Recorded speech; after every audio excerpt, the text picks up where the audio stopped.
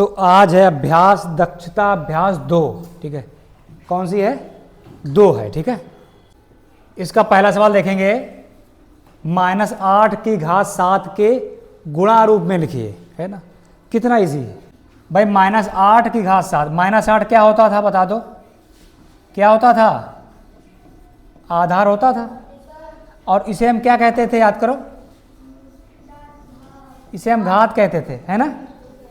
तो गुणा रूप में लिखना है तो क्या करेंगे, घात 7 है, इसका मतलब -8 की घात 7 का मतलब -8 को 7 बार गुणे में लिखना है।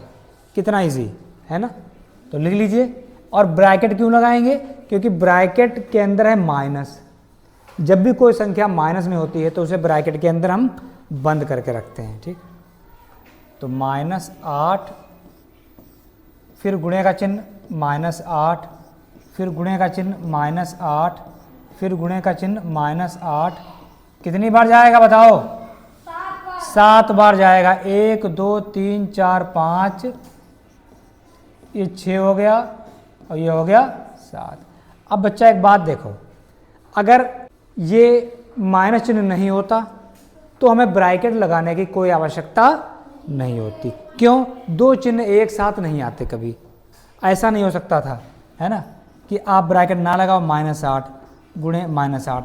देखा 2 चिन्ह एक साथ आ गए, तो ये नहीं होता। तो इसीलिए हम लोग जब भी माइनस चिन्ह होगा तो क्या करेंगे, वहाँ पर ब्रैकेट उसको लगा लेंगे। ये लग गया कितना आसान सवाल है ना। अब इस सवाल को देखिए बच्चा, दूसरा, -1 की घात 999 का मान। देखने में बहुत हवा लग रहा है, कठिन लग रहा है, उतना ही जी। देखो -1 की घात 999, इसका मतलब ये है कि -1 को 999 बार गुणे में लिखना है। क्या ऐसा संभव है? तो हमने तुमको क्या बताया था, जब भी 1 की घात कुछ भी होगा उसका मान कितना आएगा? जैसे 1 की घात अगर 50 आ जाए तब भी 1 ही आएगा। क्यों? क्योंकि 1 को गुणे में तुम जितनी बार लिखोगे कितना आएगा? 1 को तुम 2 बार गुणे में लिखोगे 3 बार तब भी 1 आएगा, है ना। तो 1 को अगर 999 1 आया। अब देखो -1 की घात 999 है, तो इसका मतलब ये है कि माइनस की भी घात 999 है और 1 की घात भी 999 है। तो हमने आपको बताया था माइनस की घात अगर सम है तो प्लस आ जाएगा चिन्ह, और अगर घात विषम है तो माइनस आ जाएगा। सम अगर है तो क्या आएगा? प्लस, और विषम पे क्या आएगा? माइनस। तो अब आप बताओ कि 999 सम है कि विषम है? क्योंकि 2 से विभाजित नहीं होगी, 2 से नहीं कटेगी। आप करके भी देख लिया करिए। 999 को इकाई कांक कितना है? और तुम जानते हो 2 से वही संख्या कटती है जिसका इकाई कांक 0 हो, या ऐसी संख्या हो जो 2 से कट जाए। 2 हो सकता है, 4 हो सकता है, 6 हो सकता है, 8, है ना। तो यहाँ पर क्या आ जाना चाहिए आपके हिसाब से? बताओ बेटा, क्या आएगा? माइनस। ये लग गया सवाल। सवाल नंबर तीसरा देखेंगे, 3 की घात 8 गुणे 3 की घात 12, 3 की घात 8 गुणे 3 की घात 12 का आधार 3 पर घाती संकेतन लिखो। ये जो लिखा है इसे हम कहते हैं घाती संकेतन। क्या है ये? घाती। अब बताओ बेटा, यहाँ पर आधार 3 है, अंश और घात कितनी है? यहाँ आधार कितना है और घात कितनी है? तो हमने आपको बताया था कि जब आधार समान हो तो आधार कितना यहाँ पर है? 3। तो इनको जोड़ सकते हो, क्या कर सकते हो? तो घातें जोड़ दो, 8 12 कितना हो जाएगा? यही आपका सवाल हो गया उत्तर। देखिए सवाल नंबर चौथा देखेंगे। देखिए 9 की घात 7 को भाग दिया जा रहा है 9 की घात 3 से, है ना। तो इसके पहले लिख लेते हैं हम लोग तुरंत। इसको लिख लिया हमने, का आधार 9 पर है, आधार 9 है, ध्यान रखिए, पर घाती संकेतन लिखिए। अब देखिए बेटा, इसको आपको हल करना है। हल करने के बाद आधार 9 पर जो भी घात बनेगी वो बनाना है, ठीक। हम आपको बता चुके हैं कितना सवाल इजी। इसको कैसे लगाओगे? इसको हम बेटा ऐसे भी तो लिख सकते हैं, याद करो, हमने आपको ऐसे बताया था लिखना, लिख लिया है। और एक बात हमने आपको बताई थी, ऊपर वाला तो ऐसे ही रहेगा, नीचे वाला गुणे में आकर क्या हो जाएगा, घात क्या हो जाएगी, चिन्ह चेंज हो जाएगा। याद करो हमने आपको क्या बताया था, नीचे वाला जो भी होगा पद ऊपर जब लाओगे तो गुणे में होकर उसकी घात माइनस हो जाएगी। तो बता हमने क्या किया है, नीचे वाला पद ऊपर उठा लाए और घात माइनस कर ली। अब हम जानते हैं कि जब घातें दोनों में 9 सॉरी आधार 9 है, दोनों में समान है आधार, तो घातें जुड़िया घट सकती हैं, बताया हमने। तो आधार 9 उतार लिया। अब यहाँ पर बेटा घटाने वाला है तो घटा देंगे, कभी कभी क्या होता है जोड़ने वाला होता है तो जोड़ देते हैं, 7 में से 3 गए 4। कितना आसान सवाल। ये हमने आपको बिल्कुल बेसिक से पूरा तरीका बताया है। जब आप लगा लें भाग में 3 है, माइनस कर दें 4 आ जाएगा उत्तर है। कितना आया। सवाल नंबर 5 बहुत इजी, देखने में कठिन लग रहा होगा, है बहुत इजी भाई, लेकिन 8 की घात ब्रैकेट में लिखा है 5 - 5, घात पर लिखा है 5 - 5, आधार 8 है का मान। कितना इजी सवाल है, देखो 8 घात 5 - 5, घातें घट सकती हैं आपस में, देखिए तो घात कितनी आ जाएगी। और हमने आपको बताया था जब घात 0 होती किसी संख्या की तो उसका मान कितना आता है। अब क्यों होता है ऐसा, ये डिटेल से समझा सकते हैं लेकिन अभी नहीं समझाएंगे। बस इतना याद रखिए कि जब किसी भी संख्या की, जैसे मान लेते हैं एक संख्या इतनी बड़ी है देखो, और अगर घात पर 0 लग गया तो इसका मान कितना हो जाएगा, 1 हो जाएगा। ठीक है। सवाल नंबर 6 देखेंगे, 2 की घात 3 ब्रैकेट लगा हुआ, फिर इसकी घात 8 लिख दी गई का आधार 2 पर। अब आधार 2 ऐसे ध्यान रखना है, पर घाती संकेतन बताइए। देखिए आधार 2 पर, आधार यहां पर कितना बेटा, इसमें देखो 2 है आधार, तो हमें आधार 2 ही रखना है। क्यों, उन्होंने कह रहे हैं आधार 2 पर तो 2 रखे हैं। अब इस घात को इस घात के साथ गुणा भी कर सकते हैं, घातों की गुणा हो सकती है, ये एक नियम होता है। तो 3 की गुणा अगर हम ऐसे भी कर सकते हैं, कर दिया, कितना आ जाएगा 2 की घात 8 × 3 = 24। अब इस सवाल को देखो, आधार कितना है 2 है, लग गया सवाल है ना। आधार 2 था तो 2 को ध्यान रखना है कि आधार 2 ही रखना है। ठीक है, बस लग गया सवाल। सवाल नंबर 7 देखेंगे, -128 लिखा है बेटा, को -2 के घात रूप में व्यक्त कीजिए। बहुत ईजी है, देखने में कठिन लग रहा होगा आपको, कोई दिक्कत नहीं, -2।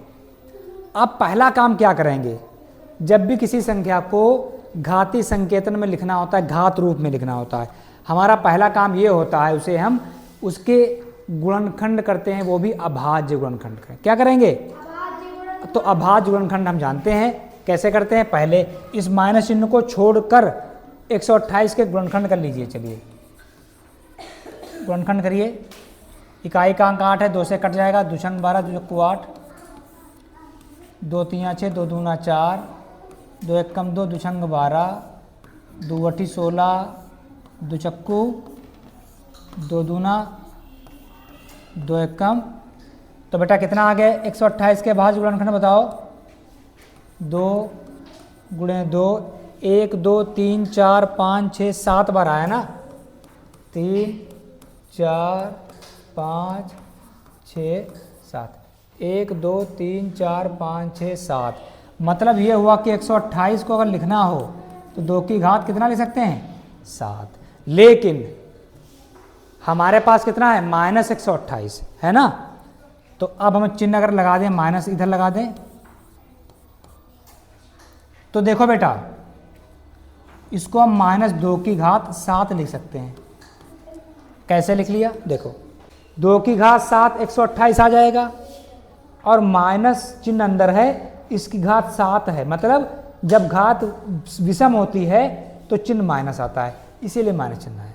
इसको अगर आप ओपन करोगे, ठीक, तो ये सवाल आपका हो गया आंसर। सवाल नंबर 8 देखेंगे, 7/9 की घात 2 को भाग किया जा रहा है 14/3 की घात 2 को सरल कर।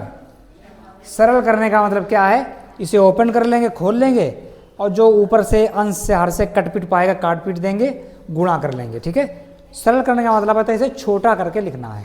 तो 7/9 लिख लिया हमने, देखते रहो, घात 2 लिखी थी, 14/3 की घात 2। ठीक, अब देखिए बच्चा, 7/9 को पहले उतार लेंगे। अब तुम बताओ, 7/9 की घात 2 लिखा है, इसका मतलब क्या हुआ? 7 को गुणन कितनी बार लिखा जा सकता है? 2 बार। और 9 की घात क्या लिखा है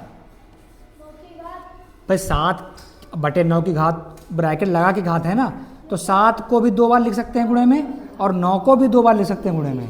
फिर लगा है भाग का चिन्ह, तो अभी हम भाग का चिन्ह लगा रहने देंगे। 14 भी इसी तरह से लिख लेंगे, 14 2 बार। क्यों? क्योंकि यहाँ पर भी घात 2 लगी। इसी प्रकार 3 को भी 2 बार लिख लिया। इतना काम समझ गया आप? नहीं समझे? समझ गए। अब देखिए, हम जानते हैं बाएं साइड वाले को ऐसे उतार लेंगे, पहले देखते रहिए। उतार लिया। इधर क्या करते हैं? गुणा करते हैं कि नहीं, और इसको उलट देते हैं। ये बताया था हमने, है ना? भाग के बाद जो भी पद होती है, जो भी भिन्न परिमेय संख्या होती है, उसे उलट देते हैं। मतलब हर में जो अंश में चला जाएगा, और जो अंश में था वो कहाँ जाएगा? अब इसको हम करेंगे भाग कर लेंगे। देखिए 7 एकम 7, 7 दूनी 14, 7 एकम 7, 7 दूनी 14, ये हो गया। अब देखिए नहीं कट रहा है, वो रख दो। 3 एकम 3, वो रख दो। 3 3 9, 3 एकम 3, 3 3 9। अब ध्यान से देखिए, यहाँ क्या बचा? ऊपर 1 1, 1 एकम 1, नीचे 3 3 9। इधर देखिए 1 एकम 1, नीचे 2 दूना 4। अब तुम जानते हो गुणे में अंश अंश की गुणा, हर हर की गुणा। तो 1 एकम 1/9 चौक 36। कितना इजी था सवाल, है ना? सवाल नंबर 9 देखेंगे। -4 की घात 4 किस संख्या का गुणात्मक प्रतिलोम है? अब सबसे पहले जान लेते हैं कि गुणात्मक प्रतिलोम होता क्या है। देखिए, जैसे एक संख्या हमने लिखी 3, अब गुणात्मक प्रतिलोम वो संख्या होगी इसको गुणा करने पर 1 प्राप्त हो। अब बताओ 3 में किससे गुणा कर दें हम? अगर हम 1/3 से गुणा कर दें, मतलब 3 गुणे 1/3, तो आप देखेंगे 3 3 कट गया, 1 आ गया है। तो किसी भी संख्या की गुणात्मक प्रतिलोम वो संख्या होती है जिसे उससे गुणा करने पर 1 प्राप्त हो। ठीक, अब इस केस में देखिए जरा, हमने लिखा -4 की घात 4 का गुणात्मक प्रतिलोम लिख लेंगे हम लोग। प्रतिलोम बराबर 1 बटे वही संख्या उतार लीजिए। ठीक भाई, 3 की क्या थी? 1/3, तो इसकी क्या होगी? 1 बटे ये, है ना? अब इसको हम सरल करके ले सकते हैं। हमने क्या बताया था आपको? जो भिन्न में संख्या होती, जो हर में संख्या होती है, उसे हम ऊपर और लाएं गुणे में, तो जो घात है वो माइनस की हो जाएगी। तो इस तरह से अगर हम इसको ऊपर लाते हैं, चूंकि पहले से 1 लिखा हुआ है, तो 1 गुणे हो जाएगा। अब इसको उतार लीजिए, ये -4 हो जाएगा। और 1 गुणे में लिखा है तो कितना आ जाएगा? 1 का फर्क नहीं पड़ता, तो इतना ही आ जाएगा, है। तो इसका मतलब ये हुआ, किसी भी संख्या की गुणात्मक प्रतिलोम जो होती है, 5 की गुणात्मक प्रतिलोम 1/5 कहो, या उसकी घात -5 1 कहो। अब इस 5 को अगर ऊपर ले जाओगे तो 5 की घात -1 नहीं हो जाएगा, है ना? ये चीज़, ठीक। तो ये वाला जो है आपका आंसर हो गया। सवाल नंबर 10 देखेंगे, इंपॉर्टेंट है। पृथ्वी से चंद्रमा की औसत दूरी देखते हैं। इकाई, दहाई, सैकड़ा, हजार, 10,000, लाख, 10 लाख, करोड़, 10 करोड़, 38 करोड़ 44 लाख मीटर है।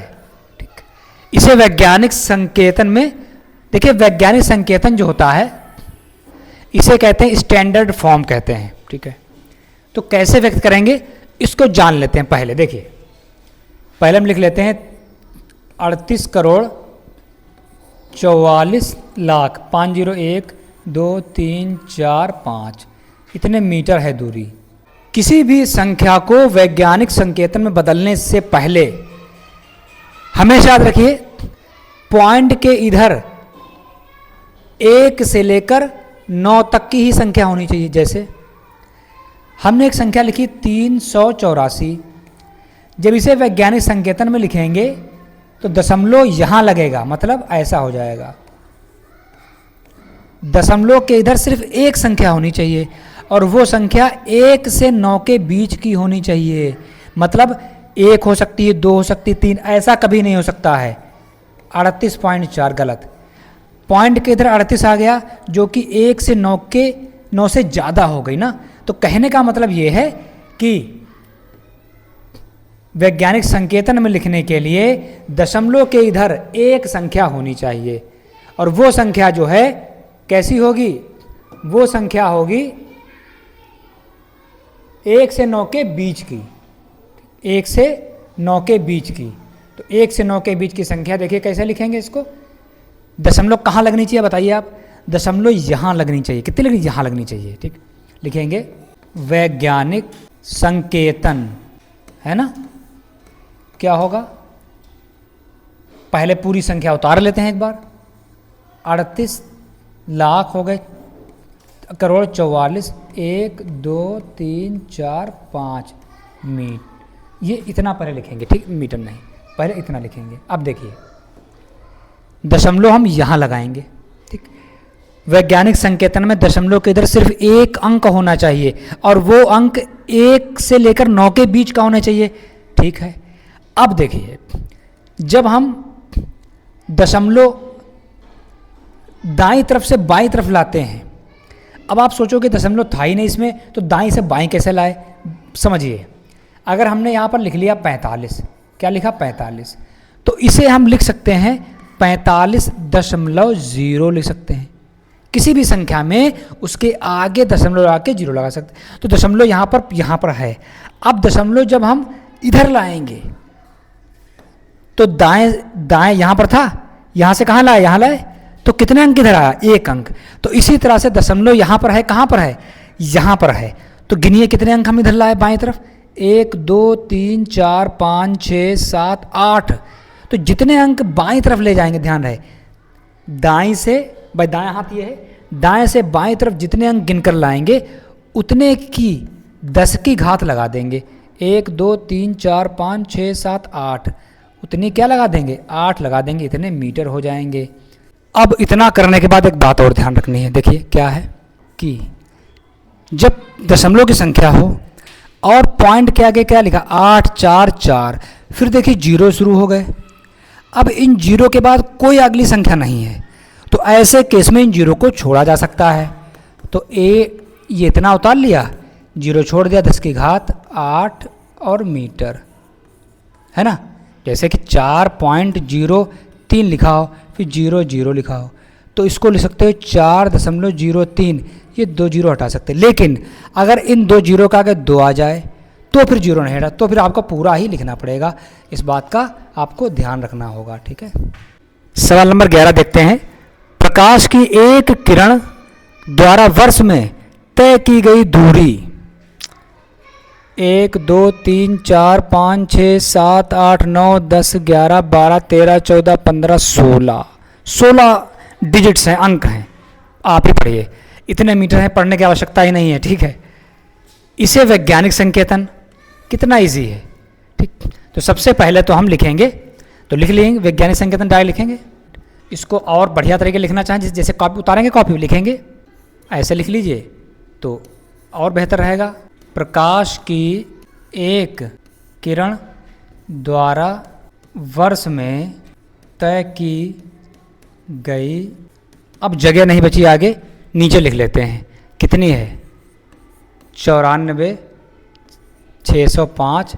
अब 5 के बाद 0 गिनी, कितने हैं 1 2 3 4 5 6 7 8 9 10 11 0 हैं। 1 2 3 4 5 6 7 8 9 10 11। अब इसका वैज्ञानिक संकेतन आप ही बताइए कितना होना चाहिए। वैज्ञानिक संकेतन क्या होगा।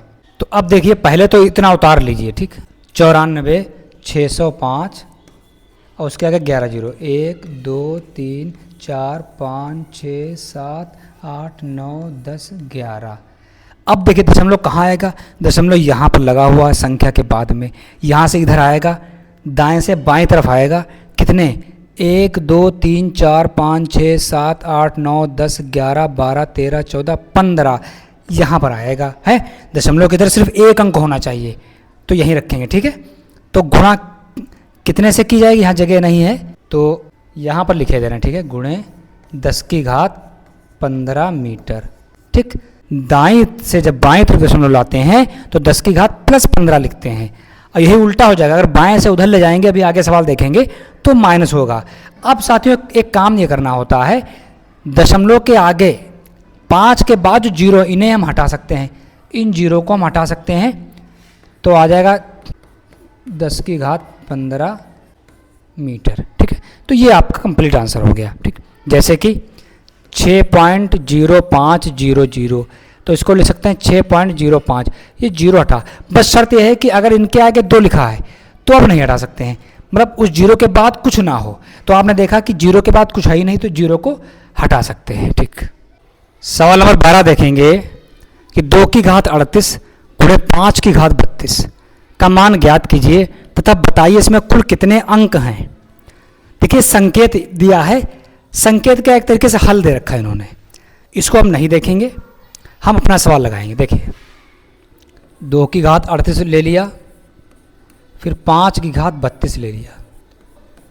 अब इसको जो है मान ज्ञात करना है, मान का मतलब ये है इसको गुणा करके खोल दीजिए। अब बच्चा यहाँ पर ये देखिए थोड़ा तरीके से, 2 की घात 38 का मतलब है कि 2 को 38 बार गुणा करना है, 5 की घात 32 का मतलब 5 गुणे 5 गुणे 5 32 बार लिखो। क्या संभव है? नहीं संभव है। तो ऐसे केस में आपको थोड़ा दिमाग लगाना है। क्या दिमाग लगाएं? देखिए यहाँ पर 5 की घात 32 है, यहाँ पर 2 की घात 38 है, मतलब 2 की घात 32 इसमें से लिया जा सकता है। क्यों ले रहे हैं अभी देखिएगा, हम इसको कर रहे हैं 2 की घात 6 और 2 की घात 32।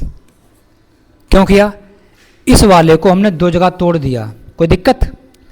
गुणे में घातें जुड़ती हैं तो जब दो यहाँ पर आधार समान रहेगा तो 2 की घात 6 और 32 जोड़िए 2 की घात 38 वापस ही आ जाएगा, है ना। तो हमने इसको 2 टुकड़ों में तोड़ लिया। इसी प्रकार आगे फिर हम लिख लेते हैं 5 की घात 32। ये क्यों किया आप समझिए। अब देखिए अभी आप समझ जाएंगे। 2 की घात 6 ऐसे लिख लिया, इन दोनों को देखिए घातें समान हैं, आधार अलग अलग है। तो याद करिए हमने क्या बताया था आपको कि जब भी घातें समान हो और आधार अलग अलग हो, ऐसे केस में दोनों आधार की गुणा कर दी जाएगी। मतलब इसको आप ऐसे भी लिख सकते हो, जब दोनों की घात सेम है तो आप इसकी घात 2 है, 2 लिख लिया, इसकी घात 5, तो दोनों की घात निकाल ली बाहर, एक साथ लगा दी, है ना। अब देखिए जरा 2 की घात 6 गुणे, अंदर तो गुणा कर ही सकते हो, 2 5 दूनी 10, 10 की घात 32 इतना आ गया, ठीक। अब हम क्या करेंगे देखिए, इसके बाद हम यहाँ पर लगाएंगे, आप थोड़ा ये एरो लगा लीजिए। 2 की घात 6 का मान कितना होता है बताओ, पहले का मान ज्ञात करना है, इसीलिए इसे खोलेंगे। 2 की घात 6 का मान कितना होगा? 64। गुणा कर लीजिए। 2 की घात 6 का मतलब क्या हुआ? ऐसे 2 को कितने बार गुणा में लिखना पड़ेगा? चलिए लिख ही लेते हैं एक बार, ऐसे, ये मतलब हुआ इसका 1 2 3 4 5 6 और 10 की घात 32। देखिए आपको 2 की घात 6 का मान ऐसे याद होना चाहिए। 2 की घात 5 का मान 32 गुना 64। आवाज नहीं करिए गुणा। गुणा कैसे करेंगे बेटा? देखिए 2 दूना 4, 4 आया, 4 दूना 8, 8 आया, 8 दूना 16 आया, 16 दूनी 32। अब 32 की फिर 2 से गुणा कर लीजिए, तो 32 दूना 64 नहीं पता तो कोई बात नहीं, 32 ऊपर लिखिए, 2 नीचे लिखिए और गुणा कर डालिए। 2 दूना 4, 2 3 6, 32 64 आ जाएगा। तो हमने लिख लिया 64 गुणे 10 की घात 32। अब देखिए बच्चा, कभी भी इस तरह के मान को हमें वैज्ञानिक संकेतन में लिखना होता है। उत्तर आपका आ गया है, लेकिन उत्तर जब मिलाओगे तो ऐसा नहीं होगा। वैज्ञानिक संकेतन में कैसे लिखेंगे? हमेशा 64 में दशमलव कहाँ पर मानी जाएगी बताओ? 64 में दशमलव मानी जाएगी यहाँ पर ऐसे। दशमलव लाना कहाँ होता है या बताओ? वैज्ञानिक संकेतन में दशमलव हमेशा यहाँ पर आना चाहिए, मतलब ऐसा बनना चाहिए 6.4, मतलब पॉइंट के इधर एक अंक होना चाहिए, वो अंक 1 से 9 तक होना चाहिए, सही है, ठीक। तो अब देखो इसी को लिख लेते हैं वहीं पर हम लोग, हमने लिख लिया, तो इसको लिख लिया हमने 664 था। अब ये बताओ दशमलव वहाँ से यहाँ लाए, मतलब दाएं से बाईं तरफ लाए हैं, तो 10 कितने दशमलव इधर एक लाए हैं ना, एक अंक, तो 10 की घात किससे गुणा करना पड़ेगा? 1 से। ये हो गया। और आगे 10 की घात 32 तो पहले से लिखा हुआ है। इस स्टेप को समझिए फिर से एक बार देखिए। 64 में दशमलव कहाँ पर होगी? 4 के बाद, तो यहाँ से दशमलव उठाकर लाए हैं यहाँ पर, यानी एक अंक फना के लाए हैं। तो एक अंक जब लाते हैं दाएं से बाएं तरफ एक अंक, तो 10 की घात 1 से गुणा कर देते हैं, कर दिया हमने, ठीक। इतना ये तो लिखा था, उतार लिया। अब आप अगर देखेंगे तो 6.4 गुणे 10 की घात 1, 10 की घात, आधार समान है दोनों में 10, घात 1 32, घाते जोड़ दीजिए कितना हो गया? 33। ये आंसर आपका आ जाएगा, ठीक। 1 ग्राम दही में 10 लाख जीवाणु या बैक्टीरिया होते हैं। इसे वैज्ञानिक संकेतन में व्यक्त कीजिए। बहुत आसान, ठीक। तो लिख लेते हैं एक भाषा। हम सब जानते हैं कि दही में बैक्टीरिया होता ही है, और वो बैक्टीरिया हमारे गट के लिए, पेट के लिए बहुत लाभदायक होता है। 1 ग्राम दही में बैक्टीरिया कितना है बेटा? 10 लाख है ना, गिनती में 10 लाख है, ठीक। अब इसे लिखना है वैज्ञानिक संकेतन। तो वैज्ञानिक संकेतन क्या हो जाएगा इसका?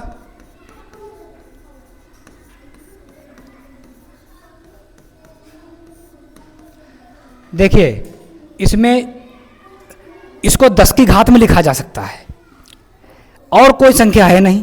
तो बताइए पहले इसको अगर हम 10 की घात लिखें तो 10 की घात कितना बनेगा बताओ? जीरो गिनिए, 1 2 3 4 5 6, तो 10 की घात 6 लिख दिया गया। यही इसका आंसर हो गया। लेकिन इसे वैज्ञानिक संकेतन में लिखना है तो याद रखिए, जब पूरी तरीके से 10 की घात में कोई उत्तर आ रहा हो तो इसको हम लिखेंगे 1.0 गुणे 10 की घात 6। अब सवाल नंबर देखेंगे 14। गांव के एक स्कूल में विश्व स्वच्छता दिवस पर बच्चों से हाथ धोने का अभ्यास कराया गया। प्रत्येक बच्चा हाथ धोने में 2 मिनट का समय लगाता है, ठीक। एक बच्चा 2 मिनट का समय ले रहा है। कहां निकलो? यदि कक्षा में 64 बच्चे हों तो पूरी कक्षा में बच्चों को बारी बारी से हाथ धोने, जैसे मान लेते हैं एक बच्चा जब समय ले रहा हाथ धोने में 2 मिनट समय लिया, इसके बाद अगला बच्चा 2 मिनट, तीसरा बच्चा 2 मिनट, है ना। तो बच्चे कितने हैं यहाँ पर? 3 बच्चे, एक बच्चा ये, एक बच्चा ये, एक बच्चा ये, 3 बच्चे हैं मान लेते हैं। तो कितने मिनट लग जाएगा? 6 मिनट लग जाएंगे। मतलब ये हुआ कि बच्चों की संख्या को उनके द्वारा कितना समय लिया जा रहा है उससे गुणा कर देंगे, है ना। तो इसी तरह से इस सवाल को भी देख लेंगे। ये तो हमने एज एग्जाम्पल, हमने सिर्फ उदाहरण तरीके से आपको समझाया था। अब इसको हम देखेंगे। देखिए लिखेंगे कक्षा में बच्चों की संख्या। देखिए जब हमें एकेडमिक यानी किसी क्लास के बच्चे हैं और लिखना होता है तो हम इस तरह से पूरा सवाल लगाते हैं, और यही जब कंपटीशन में सवाल आता है तो सीधे आंसर निकालने की कोशिश करते हैं, सीधे उत्तर चाहते हैं। संख्या है 64। प्रत्येक बच्चे द्वारा हाथ धोने में लगा समय बराबर 2 मिनट, है ना। एक बच्चा 2 मिनट ले रहा है फिर अगला बच्चा 2 मिनट लेगा, मतलब 2 बच्चे हों तो 4 मिनट लग जाएंगे। तो इसका मतलब है 64 बच्चे हैं तो बच्चों की संख्या को मिनट से गुणा कर देंगे, आ जाएगा आंसर। ठीक है, तो लिखेंगे पूरी कक्षा के बच्चों को धोने में लगा समय बराबर 2 गुणे 64, और 2 गुणे 64 कितना होगा 128। लेकिन इसे हम घात में लिखना चाहते हैं। ठीक, क्यों? क्योंकि यहाँ पर क्या लिखा है, घातांक में व्यक्त कीजिए, तो यहाँ से लगा देते हैं। ठीक, 2 लिखा है, 64 को लिखिए 2 दूना 4, दूनी 8, दूनी 16, दूनी 32, दूना 64। आप 64 लिखिए और इसके कर लीजिए गुणनखंड, 2 3 6, 2 दूना 4, 16 आ जाएगा, 2 एकम 2, 2 संग 12, 2 अठी 16, 2 चक्कू 8, 2 दूना 4, 2 एकम 2, 1 2 3 4 5 6। देखिए 1 2 3 4 5 6, 2 तो पहले से लिखा था, तो इसको अगर लिखना चाहें तो 2 की घात कितना हो जाएगा 1 2 3 4 5 6 7, 2 की घात 7 आंसर आ जाएगा, है ना, लग गया। ठीक, इतने क्या होगा, इतने मिनट, समय काहे में है, मिनट में। आप चाहें तो इतना भी लिख सकते थे, लिखिए पूरी कक्षा के बच्चों को धोने में लगा समय बराबर ये इसलिए लिख दिया जाता है क्योंकि सवाल उत्तर को इतने को देख कर ही पता लगाया जा सके, प्रश्न को देखना ना पड़े, इसीलिए इस तरह से पूरा भी लगा। भी चूंकि कक्षा 7 के आप बच्चे हैं तो इस तरह से लिखना सीखें, बाद में जब कंपटीशन में बैठेंगे तब कोई दिक्कत नहीं। सवाल नंबर 15 देखेंगे। एक कस्बे की आबादी के अधिकांश लोग श्वास की बीमारियों से ग्रस्त थे, श्वास मतलब सांस की बीमारी से ग्रस्त थे। जांच करने पर पता चला कस्बे की प्रदूषित वायु में 2000 जहरीले जीवाणु हैं प्रति घन मीटर, मतलब 1 घन मीटर में 2000 जीवाणु रहते हैं, जो कि 1 सप्ताह में 100 गुना बढ़ जाते हैं। 3 सप्ताह बाद जीवाणुओं की संख्या को मानक संकेतांक में, देखिए 2000 जीवाणु हैं, ठीक, इतने जीवाणु हैं वहाँ पर, और 1 सप्ताह में 100 गुना बढ़ जाते हैं। तो इसको कैसे लगाएंगे, देखिए, तो 3 सप्ताह बाद पूछ रहे हैं वो, ठीक भाई, ज़्यादा ही होंगे कम नहीं होंगे, लिख लेते हैं। चलिए पहले ज़्यादा नहीं लिखेंगे, लिखेंगे सिर्फ जीवाणुओं की संख्या लिख लेते हैं, 2000 जीवाणु प्रति सप्ताह 100 गुना बढ़ जाते हैं। ठीक, 1 सप्ताह में कितने गुना बढ़ जाते हैं, तो 1 सप्ताह में कितने हो जाएंगे, 1 सप्ताह में जीवाणु कितने आएंगे बताओ, थे 2000, जीरो कैसे लिख दिया भाई, 2000 हैं और 100 गुना बढ़ गए, गुणा का मतलब गुना है ना, मेरे पास 4 रुपये थे, 100 गुना बढ़ गए, इसका मतलब 4 को किससे गुणा कर दें, 100 से, गुना मतलब गुणा कर दीजिएगा, ये बात आ जाएगी। ठीक है, ये चीज़ तो हमने क्या किया, ये कर दिया। ठीक, अब बताइए आप, ये 1 सप्ताह की बात, अब आप बता रहे हैं, आपसे पूछा सवाल क्या जा रहा है, 3 सप्ताह बाद, तो हम लिखेंगे 3 सप्ताह बाद जीवाणु, जीवाणु संख्या, जीवाणु पहले तो उतारिए, उतार लीजिए, 100 गुना बढ़ते हैं हर सप्ताह में, तो दूसरे सप्ताह कितने बढ़ेंगे, फिर 100 से गुणा कर दीजिए, है ना भाई, ये जीवाणु हो गए 1 सप्ताह में, अगले सप्ताह फिर 100 गुना बढ़ेंगे, तो अगले सप्ताह फिर 100 से गुणा किया, फिर अगले सप्ताह फिर 100 से गुणा, तो देखिए पहले सप्ताह में, दूसरे सप्ताह में और तीसरे सप्ताह में, है ना, 100 गुना बढ़ रहे हैं, गुणा का मतलब ये होता है 100 से गुणा। मेरे पास 2 रुपये थे, पहले सप्ताह 100 गुना हो गए, तो कितना हो जाएंगे बताओ, 2 को 100 से गुणा कर लोगे, 200 हो गए, अगले सप्ताह फिर 100 गुणा हो गए, अब 200 आ गए, फिर 100 से गुणा कर लो, तीसरे सप्ताह फिर जितनी आई फिर 100 से गुणा कर लो, है ना, तो इतने थे बैक्टीरिया, पहले सप्ताह 100 गुना हुए, दूसरे सप्ताह फिर 100 गुना हुए, तीसरे फिर हो गए, है ना, तो इस तरह से हम लोग इसे गुणा करते हैं। बात समझ में आ गई होगी आपके शायद, और नहीं समझ में आ रही है तो कमेंट बॉक्स में डाल दे अपना क्वेश्चन, दोबारा समझाने की कोशिश करेंगे आप लोगों को।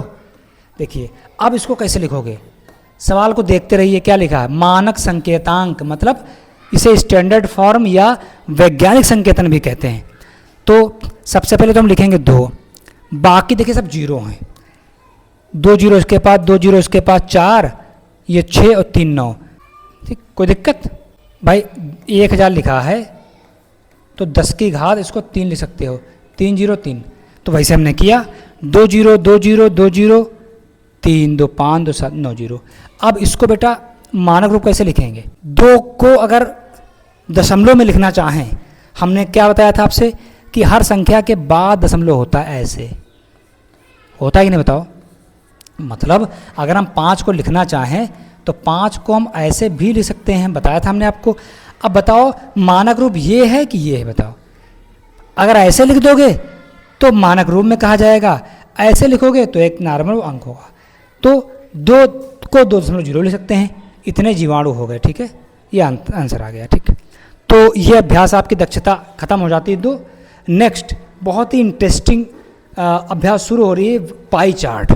अब पाई चार्ट में क्या है, अगर आप उसे सीख लेते हैं तो जितने भी एग्ज़ाम्स हैं, चाहे लेखपाल का हो, यूपी टेट का हो, एसएससी का हो, पाई चार्ट पर कम से कम 4 से 5 क्वेश्चन पूछे जाते हैं। तो अगली अभ्यास मिस ना करें।